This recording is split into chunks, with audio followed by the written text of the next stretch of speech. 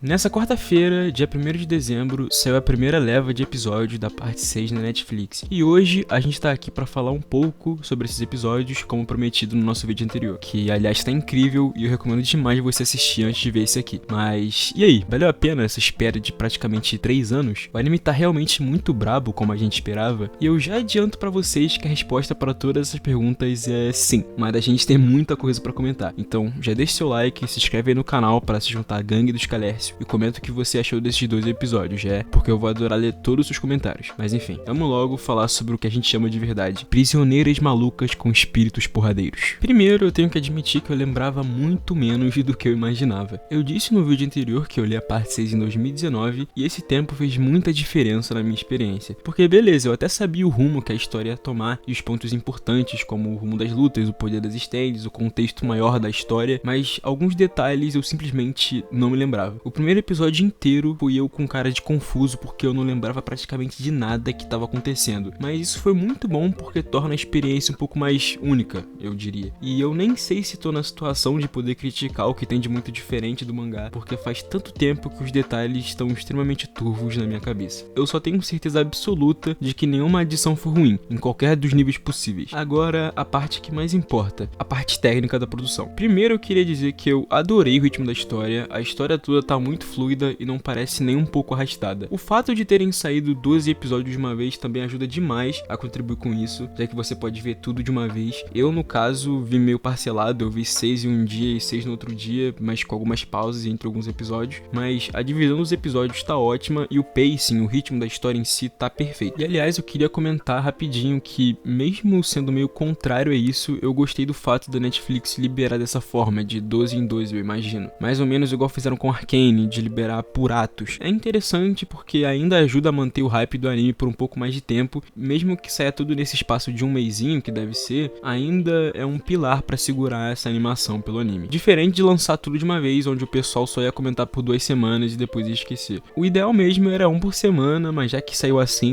não tem muito pra que a gente reclamar. Agora, o visual é algo que de fato surpreende bastante. Eu diria sim que tá no mesmo nível das partes anteriores, e se tem coisa que me incomoda, a gente já vai chegar lá. Mas visualmente tá ótimo, o design dos personagens tá maravilhoso e o das stands tá perfeito pra mim. O narizinho do Stone Free é lindo, o Kiss, que já tinha um dos designs que eu mais gostava, só melhorou, a forma de Plankton da Foo Fighters me deixou todo arrepiado e eu gostei bastante de como eles lidaram com a questão da voz ser diferente, algo que eu não tinha nem imaginado até poder assistir o anime. Então eu achei bem maneiro terem colocado uma voz mais de monstro na versão Plankton. O Marilyn Manson, o Jumping Jack Flash, o Weather Report, todos tão ótimos, mas o brilho de verdade pra mim foi o White Snake. Meu amigo, o White Snake tá lindo, lindo, sério, tudo nele tá perfeito. O design em si, a presença dele, a voz distorcida do Pucci, tá tudo perfeito, até a cena dele com a pistola. E falando em dublagem, essa também tá muito boa. Eu ainda não me acostumei com o novo dublador do Pucci, mas assim que ele começa a gritar, ele se encaixa perfeitamente no personagem. E falando em gritar, por que todo mundo só grita? Era assim no mangá e eu não lembrava, porque Jesus amado, todo mundo só grita, e principalmente a Jolene e o pessoal da prisão. Tipo, o pessoalzinho pra gritar, meu Deus do céu. Isso é algo que me incomoda, mas não o suficiente pra me deixar puto. Mas eu acredito que o que mais me chamou a atenção nesses 2 episódios foi a trilha sonora. O Yugo Kanno é simplesmente um deus e tudo que ele toca vira ouro. Eu amei a trilha sonora, eu amei o Jolene Theme, eu tô doidinho pra tudo lançar no YouTube pra poder curtir no meu momento de paz. Então, assim, quem tava com medo da produção de Stone Ocean ser mais fraca, você pode ficar tranquilo porque ela realmente não é. Eu já elogiei praticamente tudo que podia, mas agora eu preciso falar de 2 coisas que me incomodaram levemente. Primeiro foi a decisão de mostrar figurantes como silhuetas cinzas e simples. Em algumas cenas não costuma incomodar tanto, tipo no refeitório, por exemplo, mas tem essa cena do começo do episódio 7, onde só a primeira fileira das pessoas foi desenhada e o resto é só essa silhueta sem vida. Ao mesmo tempo que eu penso que foi uma decisão artística até que interessante e diferente, tira um pouco da minha imersão porque eu fico toda hora lembrando que aquilo é um desenho, tá ligado? Mas tudo bem, o que me incomodou de verdade foi o uso do 3D além do que devia. Primeiro foi o Manhattan Transfer, mas eu até que entendi aqui, porque ele é meio imprevisível, é difícil de animar e etc, meio complexo. Aí eu vi uns trechos do Whitesnake 3D e eu comecei a ficar muito confuso. Mas aí vi o episódio 10 e tiveram vários takes do Lang Wrangler 3D e eu fiquei tipo,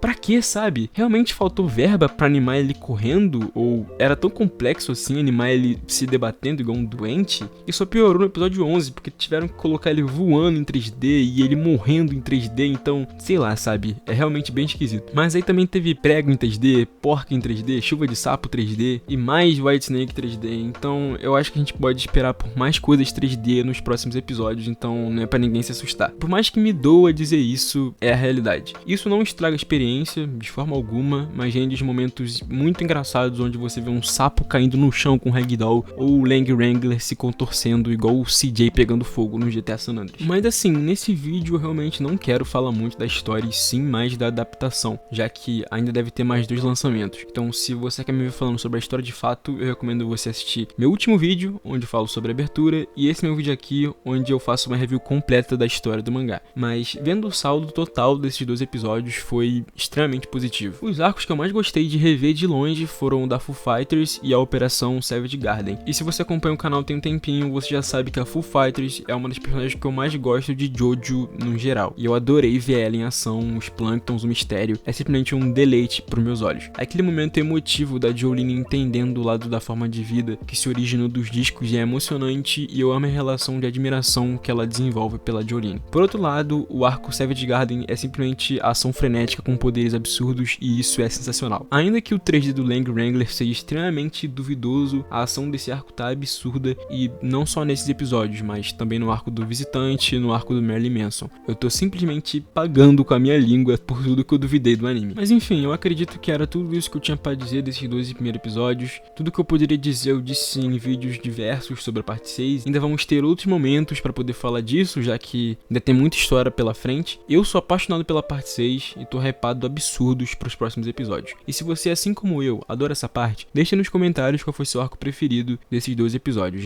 porque o meu você já sabe. Eu sou o Bernardo, o namorado oficial da Foo Fighters, e até o próximo vídeo.